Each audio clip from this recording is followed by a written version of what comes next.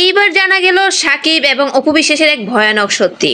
জি দর্শক, সাকিব খানের জন্য মুসলিম হয়েও যেন শেষ রক্ষা হলো না অপু বিশ্বাসের। ইতিমধ্যে ভাইরাল হয়েছে একটা নিউজ, সারা দেশের টপ অফ দ্য টাউন হয়ে গিয়েছে।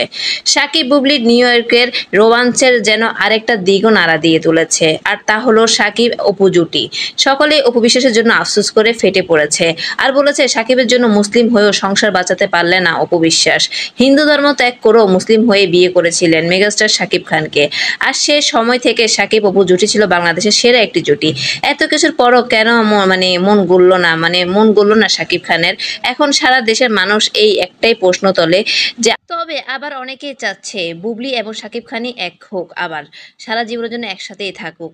অনেকেই বলছে সাকিব খানের সাথে ডিভোর্স হয়ে গিয়েছে, কিন্তু বুবলি ও সাকিব খান এখনো আইনগতভাবে স্বামী স্ত্রী। আবার অনেকে বলছে অপু কখনোই মুসলিম হয়নি, আর তাই সাকিব খানের পরিবারও বুবলিকে শেষ পর্যন্ত মেনে নিয়েছে। তো দর্শক, আপনারাই বলুন, সাকিব খানের জন্য আসল বউ হবার যোগ্যতা কে বেশি রাখে, অপু বিশ্বাস নাকি বুবলি? সাকিব এবং অপু বিশ্বাসের বিচ্ছেদের দোষটা কার ছিল, সাকিব খানের না অপু বিশ্বাসের?